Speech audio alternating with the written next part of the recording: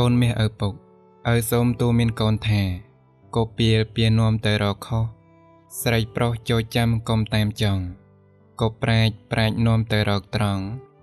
សិលល្អផរផង់ចង់ត្រឹមត្រូវសែមគប់បានប្រមិតប៉ិតនាំខ្លួនឲ្យខុសផ្ទួនគេអាស្រូវកំណើតជាមនុស្សក្រពេកកើកូនត្រូវស្ដាប់ឪទៅឈ្មោះល្អចង់កសាងខ្លួនកុំឆ្ងាយអ្នកប្រាជ្ញកូនមាសឪពុកកូនត្រូវចាំជានិច្ចថាការឈ្នះដល់ក្រៃលែងជាទីបំផុតគឺការឈ្នះចិត្តខ្លួនឯងព្រោះហេតុនេះកូនត្រូវវឹកហាត់បង្គាប់ខ្លួនឯងឲ្យបានការដែលកូនបង្គាប់ខ្លួនឯងបានហើយកូនធ្វើអ្វីៗក៏បានសម្រេចដែរឈ្នះខ្លួនឯងប្រសើរជាងកូនមាសឪពុកការសម្ដែងសេចក្តីគោរពដាក់ខ្លួនឲ្យលំទោនជាមារយាទនៃមនុស្សល្អកូនកុំអួតអាងលើកដំកើងខ្លួនជាមួយនឹងអ្នកណាឲ្យសោះព្រោះវាមិនបានឲ្យផលល្អដល់ដំណើរជីវិតរបស់កូនឡើយការលើកដំកើងខ្លួនឯងមិនមែនជាការគោរពខ្លួនទេកូនមាសឪពុកកូនចូលញញឹមដាក់អ្នកដទៃដោយដែលកូនប្រាថ្នាឲ្យអ្នកដទៃញញឹមមករកកូនអីចឹងដែរបើកូនញញឹមដាក់កញ្ចក់ក៏ញញឹមដាក់កូនវិញនៅពេលកូនខឹងក្រោធនឹងបុគ្គលណាកូនសាកល្បងរត់ទៅឆ្លោះមុខខ្លួនឯងក្នុងកញ្ចក់មើលកូននឹងជួបយក្សនៅក្នុងកញ្ចក់នោះពិតជាមិនខានឡើយបើចង់ឲ្យមុខស្អាតត្រូវកុំខឹងកូនមាសឪពុកការស្រឡាញ់មិនមានដាក់លក់ឡើយបើកូនចង់បានកូនត្រូវធ្វើយកដោយខ្លួនឯងពេលកូនឲ្យសេចក្តីស្រឡាញ់ទៅអ្នកដទៃ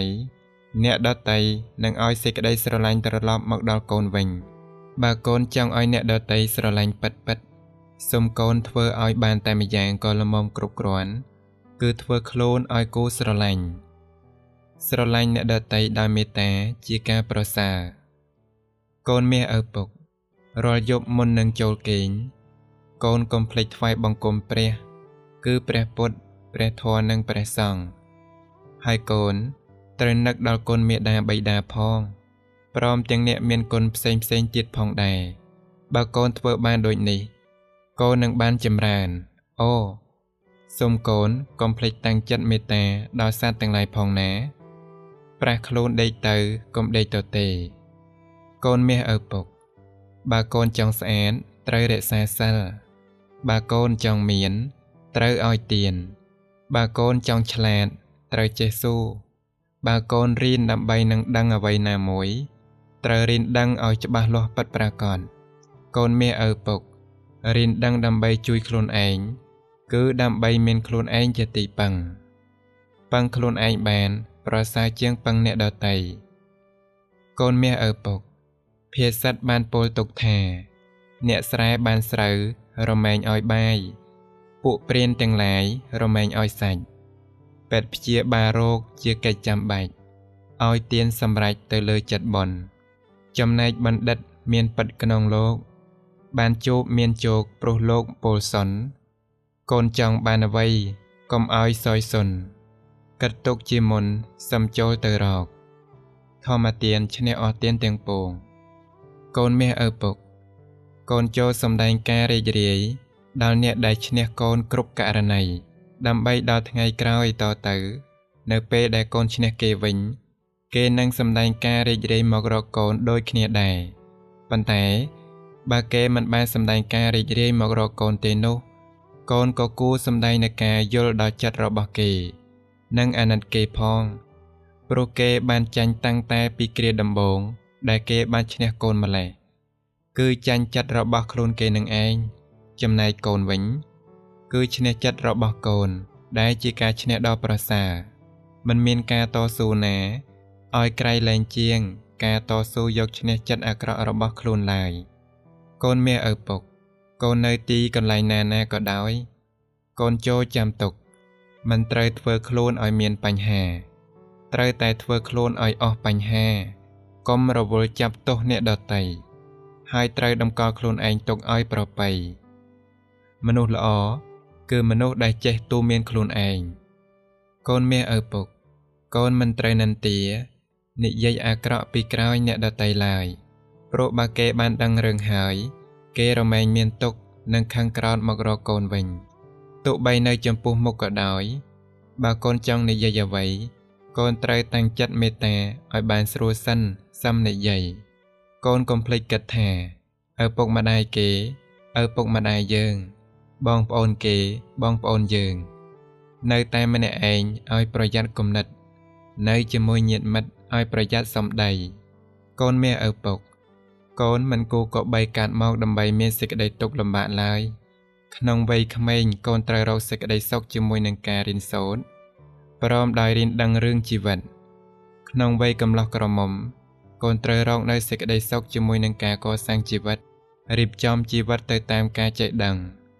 ក្នុងពេលគ្រប់គ្រងផ្ទះកូនត្រូវរកសេចក្តីសុខជាមួយនឹងជីវិតគ្រួសារ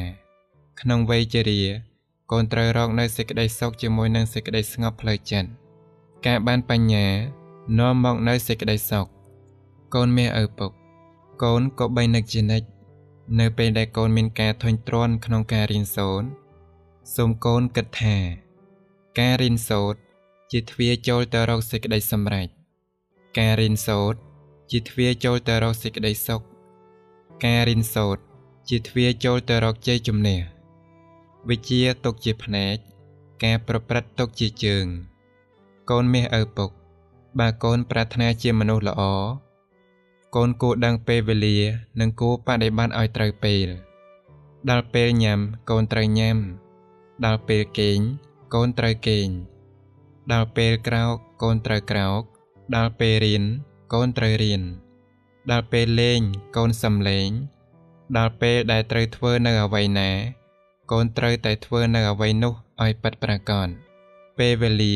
ទំពាស៊ីនៅសពសត្វកូនមាសឪពុកបើកូនជួយខ្លួនឯងមិនបានអ្នកខុសគឺពុកនិងម៉ែតែបើកូនជួយខ្លួនឯងបានអ្នកដែលសប្បាយចិត្តជាងគេគឺឪពុកម្ដាយរបស់កូននឹងឯងពេលមានបញ្ហាទាក់ទងនឹងកូនកូនត្រូវរកហេតុនៃបញ្ហា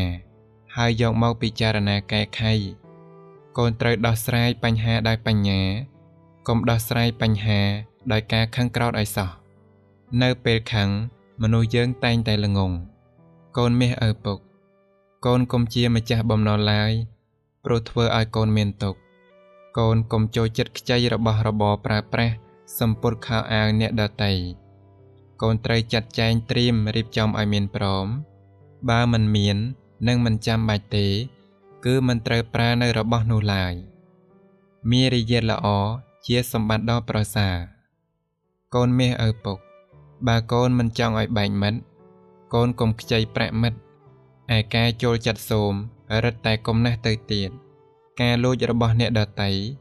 ខុសទាំងច្បាប់ខុសទាំងសីលធម៌នាំឲ្យមានពៀរវេរាទៀតផងកូនចូលចាំទុកថាទ្រព្យសម្បត្តិមាសប្រាក់របស់យើងចៅអាចលួចយកទៅបានតែចំណេះវិជ្ជានៅជាប់ជាមួយនឹងខ្លួនអ្នកណាក៏លួចយកទៅមិនបានដែរវិជ្ជាជាកំណប់ទ្រព្យជាប់នឹងខ្លួនកូនមាសឪពុកកូនកុំទៅផ្ទះគេញឹកញាប់ពេកព្រោះគេអាចធុញទ្រាន់មិនចង់ទទួលរឿងនេះកូនអាចសង្កេតបានដោយខ្លួនឯងបើអ្នកណាមកផ្ទះយើងញយៗកូនក៏មិនពេញចិត្តដែរព្រោះដូច្នេះកូនមាសឪពុកកុំទៅផ្ទះគេញាប់ពេកទៅរកគេឲ្យគេត្រេកអរនេះជាដំណើររបស់មនុស្សល្អកូនមាសឪពុកបើកូនទៅផ្ទះអ្នកដទៃកុំចូលបន្ទប់ដេករបស់គេវាតែគេអនុញ្ញាតការចូលទៅហើយកុំរវីមរវាមរុះរើអ្វីឡើយហើយកូនមានតួនាទីសរសើរនៅអ្វីដែលកូនគួរសរសើរនាទីរបស់កូនក្នុងឋានៈជាភ្ញៀវ 1. សម្ដែងការគោរពដល់បុគ្គលជាធំដែលគួរគោរព 2. ឲ្យការស្និទ្ធស្នាលនិងភាពជាមិត្តដល់អ្នកតូច 3. ឲ្យការរីករាយដល់ម្ចាស់ផ្ទះឬម្ចាស់កន្លែងនោះដោយពាក្យសរសើរត្រូវប្រយ័ត្នក្នុងការរិះគន់និន្ទានៅរឿងអ្វីមួយភ្ញៀវល្អដូចជាផ្កាដែលគេចូលចិត្ត